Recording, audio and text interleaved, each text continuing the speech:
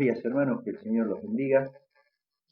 Hoy vamos a compartir un pasaje que está en la carta que le escribe el apóstol a los Efesios, en el capítulo 4.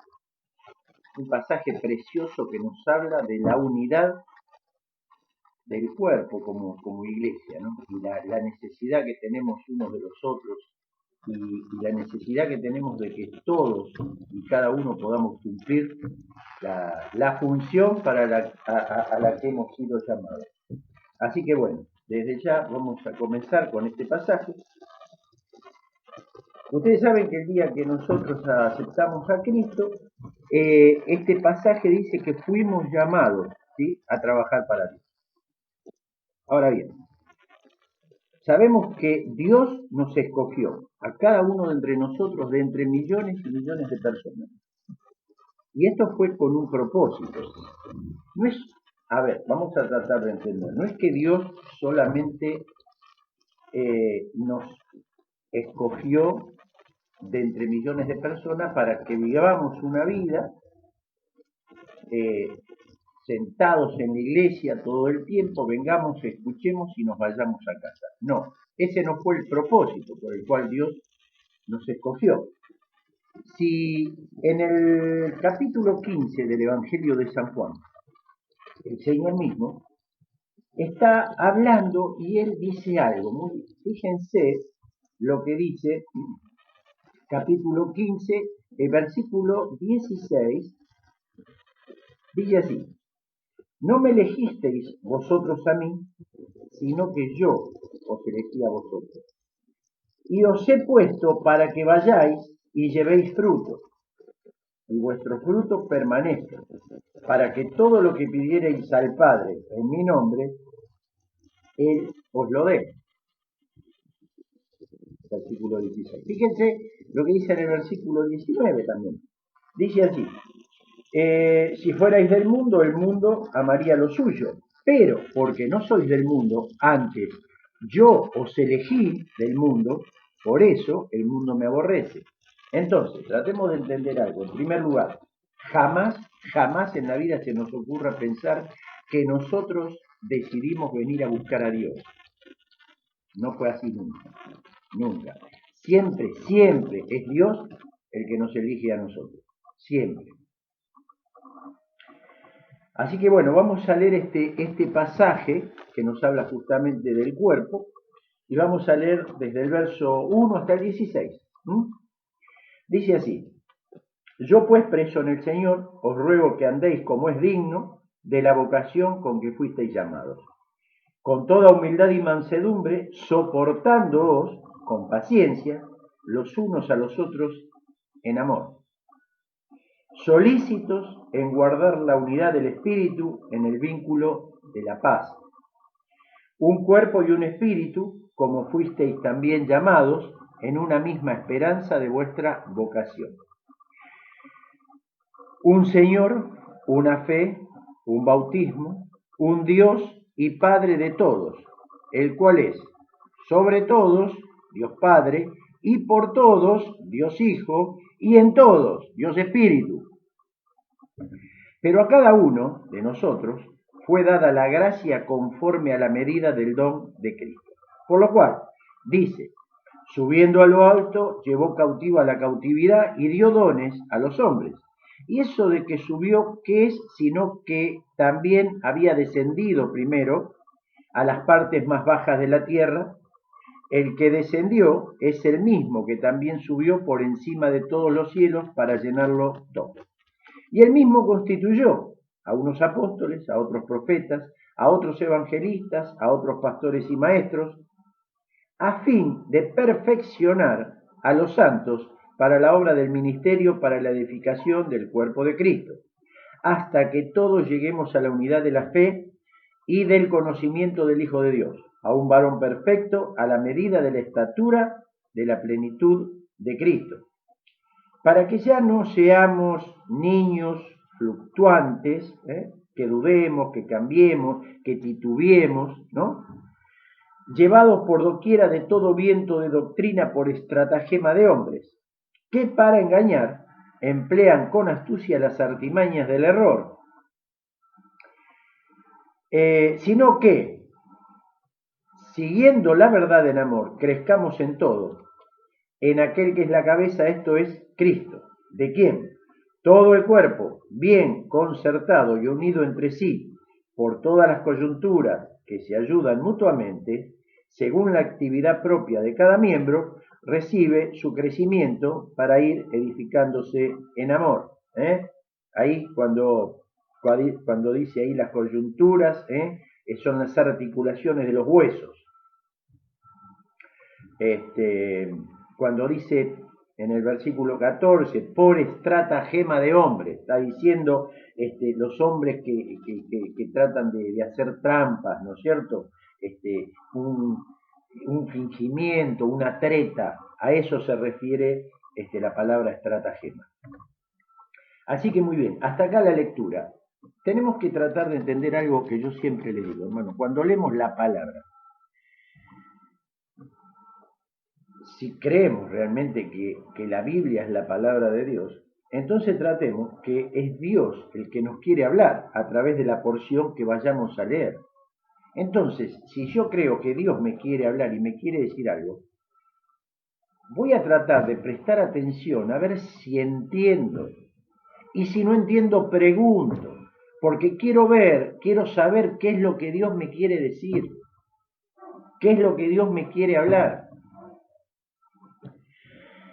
Entonces, sabemos que no hay ningún tipo de duda que el Señor fue el que nos eligió a nosotros. Y tampoco tenemos duda de que nos eligió con un propósito. Hasta ahí estamos. Dios nos colocó a nosotros en una familia que es muy grande, pero muy grande. Dice la Biblia que es la promesa que él hizo a Jacob, ¿no es cierto? Como la arena que está a la orilla del mar, incontable.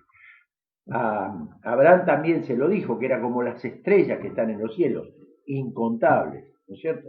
Entonces, estamos en una gran familia. ¿Y saben qué va a pasar al final de todo? Esto es lo bueno, lo hermoso. Al final de todo, cuando todo termine, cuando ya no exista más nada, lo que va a pasar es que va a haber hermanos de todo linaje, lengua, pueblo y nación, ¿no es cierto?, que van a estar delante del trono, y nosotros vamos a estar unidos a ellos y tomados de la mano, cantando y alabando al Cordero por toda una eternidad. Y eso se va a cumplir, porque está escrito, y porque es Dios el que lo escribió. Y no hay nadie que pueda negar esto que ya está escrito, ni que pueda llegar a ser que no se cumpla. Muy bien.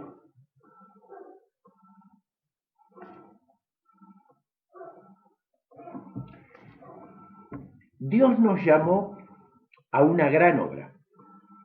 Tratemos de verlo así. Tratemos de verlo así porque así Dios quiere que lo veamos. Dios nos llamó, no al pastor de la iglesia, hermano. A ver, Dios nos llamó a cada uno de nosotros a una gran obra, porque no llamó a la gente para que todos sean pastores, pero sí llamó a todos para hacer una gran obra.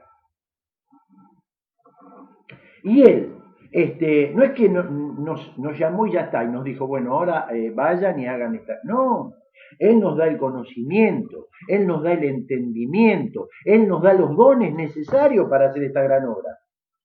¿No es cierto? Y esos dones que Él nos dio, no los dio para que lo guardemos para nosotros y que digamos, uy, mirá, Dios me dio unos dones, yo soy. No. Cuando Dios da dones, es para qué? Para que todos esos dones podamos compartirlos dentro del cuerpo de Cristo, o sea, entre el resto de los hermanos. Nunca que yo tenga un don es para mí, jamás.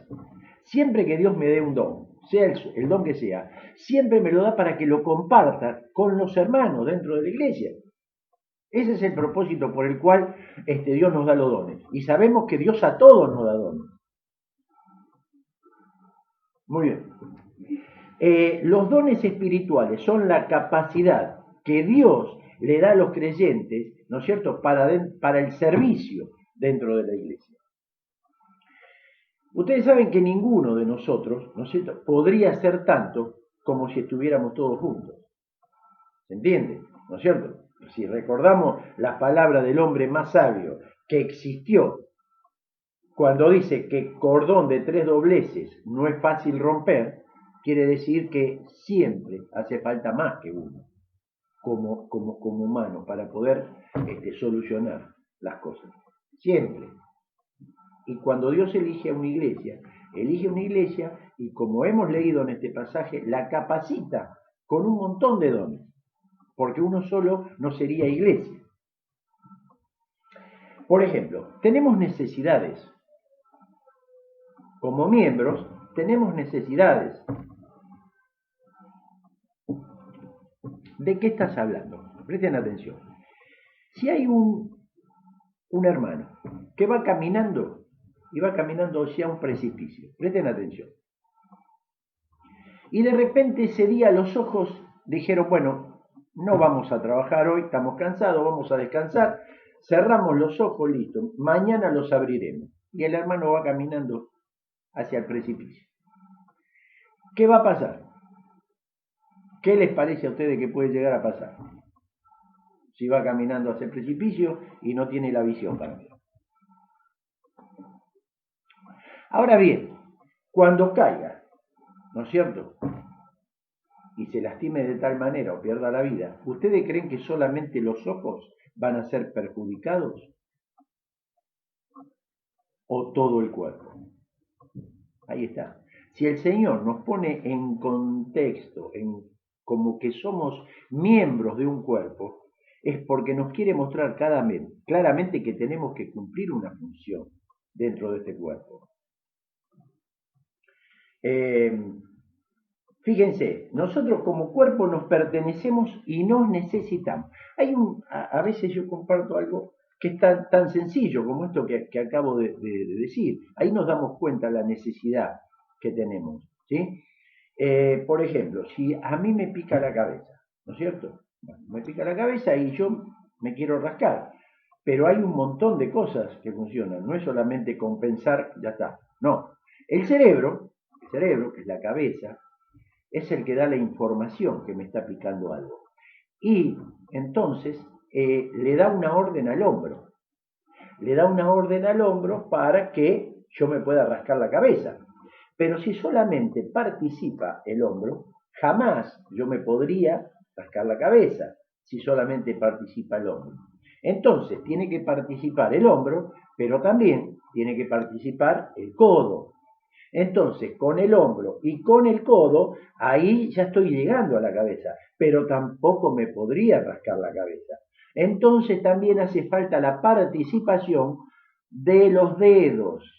Y recién es cuando yo me podría rascar la cabeza. Entonces, fíjense la necesidad que tenemos unos de otros. ¿Qué es lo que Dios nos quiere explicar acá en este pasaje? ¿Qué es lo que nos está mostrando? No es que nos puso como miembros de un cuerpo porque sí, no, es porque nos necesitamos unos a otros para que este cuerpo funcione. ¿Entienden? Fíjense que cuando el apóstol Pablo le escribe a los Corintios en el capítulo 1, en la primera carta, en el capítulo 12, fíjense lo que dice el versículo 26. De manera que si un miembro padece, todos los miembros se duelen con él. ¿Qué les parece? Fíjense lo que dice Dios. Fíjense lo que dice Dios. De manera que si un miembro padece, todos los miembros se duelen con él. Y si un miembro recibe honra, todos los miembros con él se gozan. Escuchen bien. Versículo 27. Vosotros, pues, sois el cuerpo de Cristo y miembros cada uno en particular. Dios nos eligió a cada uno de nosotros en particular para que cumplamos una función dentro del cuerpo. ¿Se dan cuenta que la misma palabra, la misma Biblia de Dios nos dice que somos miembros de un cuerpo y nos pone en ese contexto? Nos necesitamos. Nos necesitamos, porque sí, está bien, por supuesto, yo me quiero rascar la cabeza y si esta mano no va, me puedo rascar con la otra, sí, una vez, 2 veces, 3 veces, pero llega un momento que esta mano también se va a cansar. Esta mano también se va a cansar porque tiene que cumplir su función. Y esta mano tengo que pensar que también tiene familia. Y esta mano también tiene sus necesidades y sus cosas que hacer. Y no puede dedicarse todavía a toda la vida a llevar la carga mía. Pero eso es lo que pasa. Cuando el miembro no quiere obedecer y no quiere rascar la cabeza, estamos sobrecargando a otro miembro para que haga la función que tenemos que cumplir nosotros en el cuerpo. ¿Se entiende lo que estoy diciendo? Los dones espirituales, ¿no?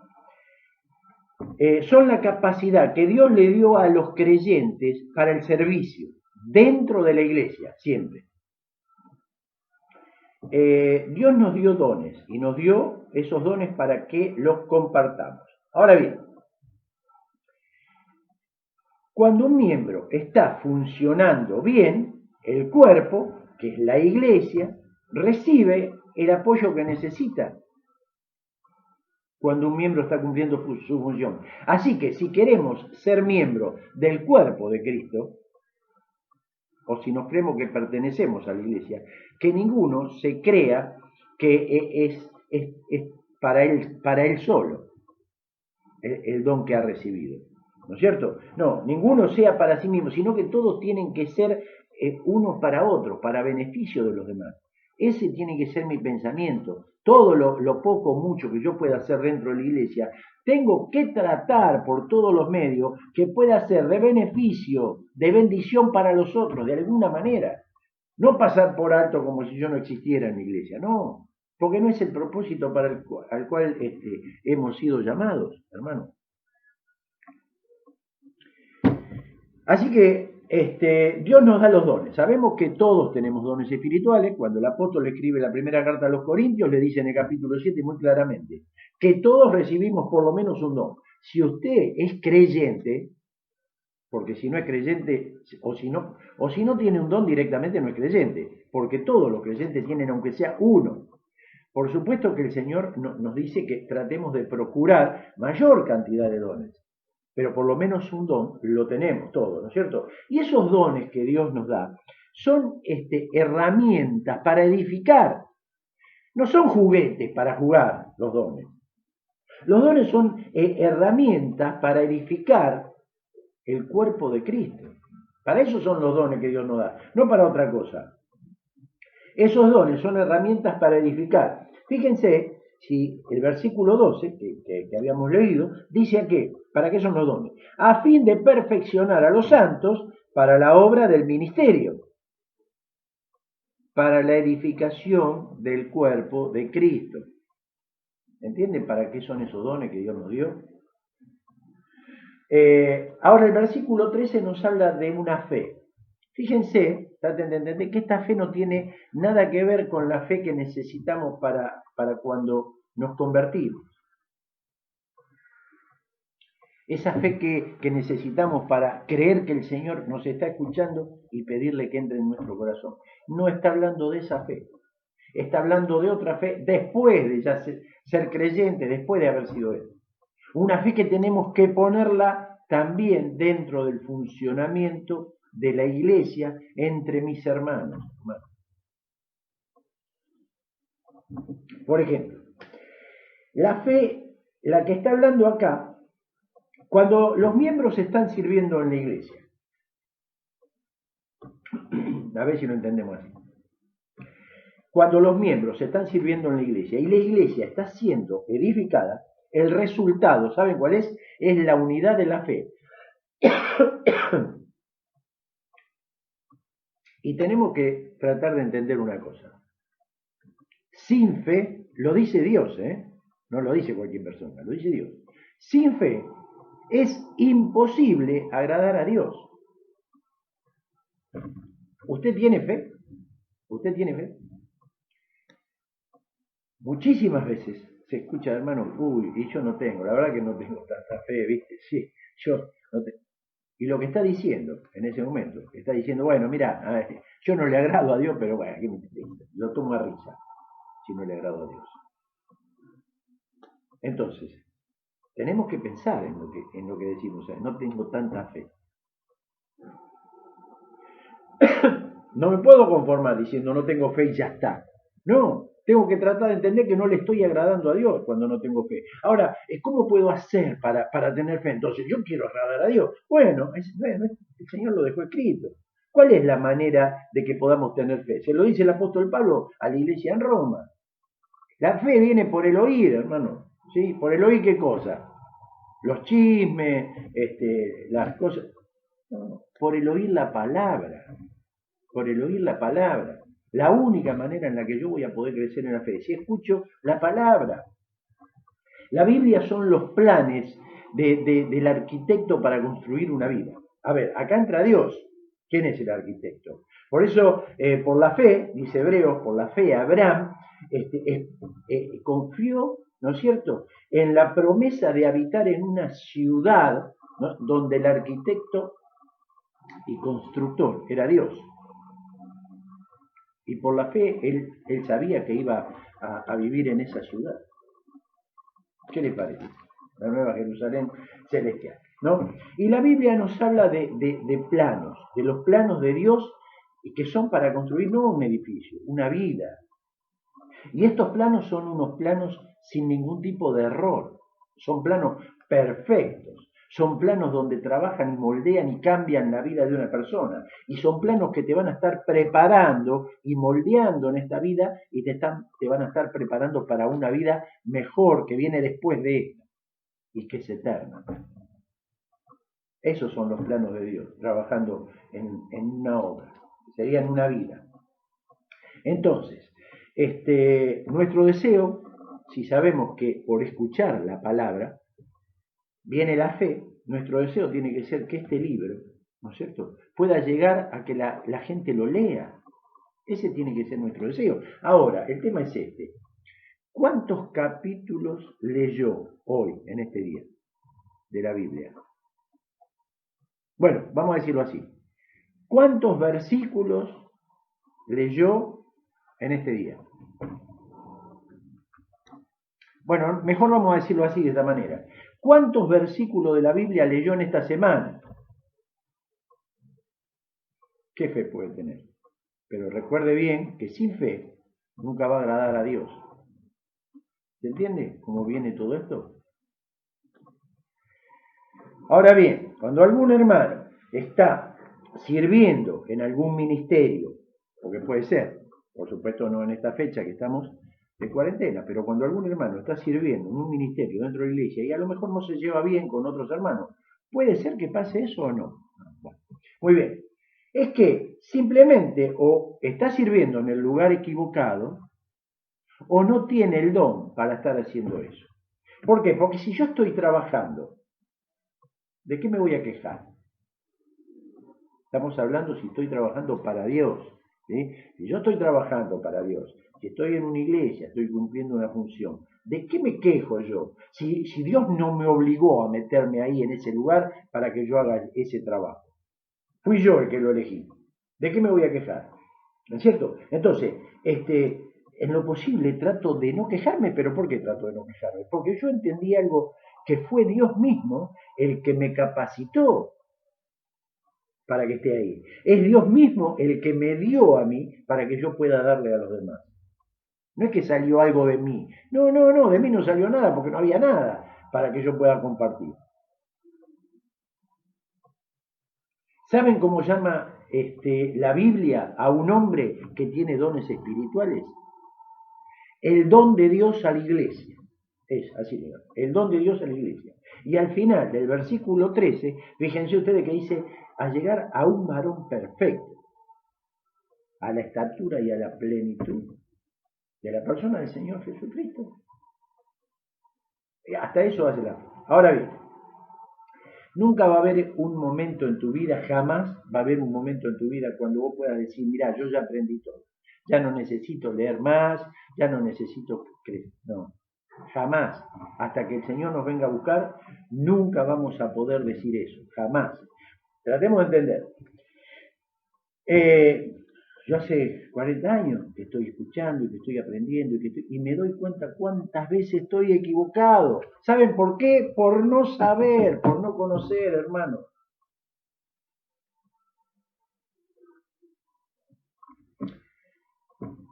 Y, y yo voy a seguir creciendo hasta que el Señor venga a buscarme. Ahora, cuando uno no está creciendo espiritualmente, tampoco, si yo no crezco en forma personal, si no trato de crecer yo a través de la palabra, de la comunión con Dios, la comunión con los hermanos, y no puedo crecer yo espiritualmente para mí, mucho menos va a poder crecer ningún ministerio que yo quiera hacer o lo que yo quiera hacer para Dios, siempre me va a salir todo mal. Porque recordemos que son cosas espirituales, y si yo no crezco espiritualmente, ¿de qué manera puedo servir? ¿Ustedes se acuerdan cuando Moisés mandó 12 hombres a reconocer la tierra de Canaán? En Números capítulo 13 está esa historia, después la pueden leer tranquilos. Y dice la Biblia que él mandó 12 hombres a reconocer una tierra preciosa, tierra donde fluía leche, miel, fruta, para cosechar una tierra. ¿Qué pasó? 10 de los hombres vinieron y le dijeron a Moisés, es imposible que tomemos esa tierra, es muy linda, tiene todo lo que vos querés, traer unos racimos de uva que lo tenían que traer entre 2 o 3, y es imposible que tomemos eso. ¿Por qué? Porque en esa tierra hay gigantes, está llena de gigantes. ¿Y sabe qué son esos gigantes? Nosotros somos como langosta para ellos. Así que nos van a devorar si entramos ahí a esa tierra. 10 de los 2 que él mandó. Pero hubo 2, fíjense, hubo 2 personas que fueron Caleb y Josué, ¿se acuerdan? Que dijeron otra cosa totalmente contraria a lo que habían dicho estos. Ellos dijeron, tenemos que subir ahora, enseguida, y tenemos que tomar toda esa tierra que el Señor nos da para nosotros. ¿No?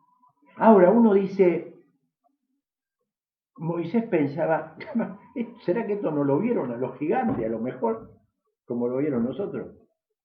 Sí que lo vieron a los gigantes, pero los ojos de ellos no estaban puestos en el gigante, estaban puestos en el que es mayor que todos. Porque ellos le dijeron, esos gigantes para nosotros son un bocado de pan, lo vamos a comer como pan comido. ¿Entienden cuál es la diferencia cuando uno mira a Dios y cuando uno mira la situación o mira a las personas? Esa es la diferencia. Hubo 2 personas que dijeron eso, son pan comido para nosotros. Así que, fíjense, pan comido, presten atención. ¿Qué es lo que hacemos nosotros con el pan? Lo comemos, muy bien. ¿Qué es lo que hace el pan con nosotros? Nos agranda, nos ensancha, nos hace crecer, ¿no es cierto? Entonces, tratemos de entender. Si no te empezás a enfrentar a esos gigantes que Dios pone delante tuyo, nunca vas a poder crecer espiritualmente en la vida. Cada vez que se pone un gigante adelante, yo tiemblo, porque tiemblo, ¿verdad? ¿Cuántas veces me encuentro en situaciones y digo, ¿qué hago ahora? ¿Sí? Pero cuando yo empiezo a poner la mirada o el énfasis en decir, mira, Señor, yo te tengo a vos, no, otra cosa no puedo hacer. Y ahí, es recién ahí, cuando Dios me va a dar la fuerza para que yo pueda comerme a esos gigantes.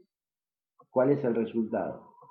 Y yo crezco, y crezco, y crezco espiritualmente.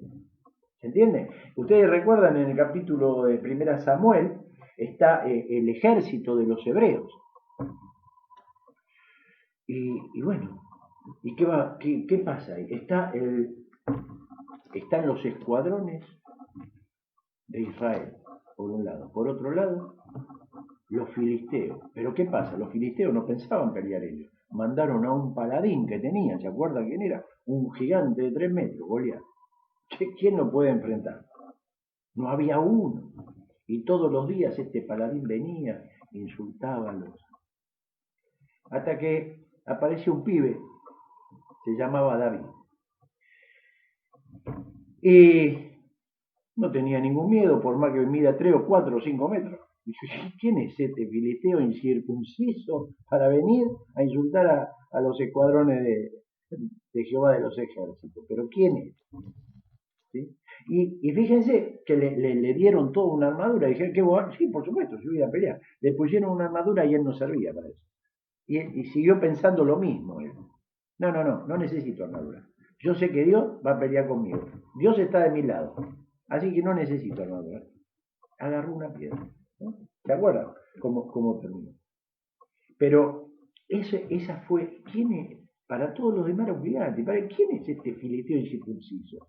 No, y bueno, es lo mismo que dijeron José, ¿qué gigante? Este gigante me lo como con un bocado de pan, con una piedra, ya cayó al piso nada más. ¿Cómo lo mató? Con su misma espada. Pero esa es la diferencia de confiar en Dios y de no confiar en Dios. Y la mayoría de las veces, el 99,99% no confiamos en Dios. No confiamos en Dios. No me digan que sí, porque yo sé que no. Si no, la iglesia no estaría como está. Entonces, tenemos que tratar de crecer. El resultado es que uno crece y crece y crece. Si no deja de crecer. Por eso digo, nunca uno diga, no, ya está, no necesito saber más nada. No. Tal vez Dios te llamó a una obra. ¿Sí? Tal vez Dios te llamó. ¿Está bien dicho esto que estoy diciendo? No. Lo primero que vimos en San Juan, que Él te llamó para que hagas una gran obra, no para que estés sin hacer ninguna obra. Y a lo mejor Él te llamó a una gran obra y no te llamó a que vengas a una iglesia y te quedes ahí calentito con la calefacción en invierno o con los ventiladores en verano y que vengas y te en la reunión y que te vayas a tu casa. A lo mejor Dios no te llamó para eso. Te llamó para que comiences en un lugar que está lleno de gigantes. Cuando comenzamos en Lugano era un terreno baldío Lugano. Estaba lleno de gigantes. Cuando comenzamos acá esto era un terreno baldío. Había más gigantes que en Lugano todavía. Pero tenemos que empezar a poner la mirada en el Señor. Y Él nos va a dar la capacidad. Así que vamos a terminar con una muy pequeña reflexión. Muy pequeña reflexión. ¿Sí? Cuando Dios te desafía a hacer algo que sea mayor a tu capacidad. Lo repito otra vez. Cuando es Dios, tratemos de entender esto, si es para hacer algo espiritual. Cuando es Dios que te está desafiando a que vos hagas algo que sea mayor a lo que vos puedas hacer, ¿no es cierto? Esta es la oportunidad que Dios te está dando para que vos crezcas, para que madures y para que seas de bendición para la iglesia. No para que diga, no, acá estos gigantes, no para eso. Cuando Él te desafía, te va a desafiar para algo muy grande. Y Dios no tiene límite. Esa es la oportunidad que Dios te está dando. ¿Para qué? Para que vos trabajes en la obra de Él. ¿Y para qué? Para la cual Él te llamó. Eso fue lo que vimos en el Evangelio, hermano. El Señor nos llamó para eso. Para que trabajemos y sirvamos para el Señor. Ahora, ¿pero cómo voy a servir yo? ¿Como pastor allá? No. ¿Pero cómo? ¿Como un diácono? No. Y pero yo no sé, hace paredes. No, hermano. Vos tenés que saber cuál es tu don. Una iglesia está llena de dones. Dios provee los dones a todos los hermanos para que cada uno empiece a ponerlo por obra. El don del servicio es el don más común y es el que la mayoría necesitamos. Estar sirviendo en lo que podamos, en lo que sepamos hacer, ¿no? Y después Dios nos va a ir mostrando mayor cantidad de dones, ¿no es cierto? Si tengo el don de discernir, el don de evangelista, que puedo ir a hablarle a la gente, ¿no? El don de predicar, el don de enseñar, el don de pastorear, ir a estar con los hermanos, a aconsejarlos, bien. Dios va a ir mostrando los dones, pero todos tenemos un don. El don de servicio lo tenemos todos cuando llegamos a la iglesia. ¿Sí? El don de agarrar una escoba y barrer lo tenemos todo, hermano. El de lavar un vaso lo tenemos todo. No podemos empezar en una obra siendo pastores. Porque eso no sería una iglesia si todos seríamos pastores. No tendríamos un vaso limpio para tomar mate cocido si todos seríamos pastores. ¿Me entienden? Entonces, Dios nos llamó a una gran obra. Tratemos cuando leemos un pasaje de saber que es Dios el que me quiere hablar a través de su palabra. A mí me quiere hablar. Y si yo hay algo que no entiendo, tengo que tratar de preguntarlo. Porque esa es la función. Espero que el Señor los bendiga. Espero que la palabra de Dios trabaje en nosotros, en nuestra vida, en nuestro corazón, porque ese es el deseo de Dios. Que podamos ir creciendo y madurando. No que nos quedemos como los escuadrones del Dios de Israel. No, que nos quedemos como David, que él no tenía obstáculo porque él contaba con la ayuda de Dios. Sabía que atrás de él venía el Señor. ¿Listo? ¿A quién le vamos? Bueno, eso es lo que el Señor nos pide. Hay una gran obra por delante. Vamos a hacerla porque el Señor está con nosotros.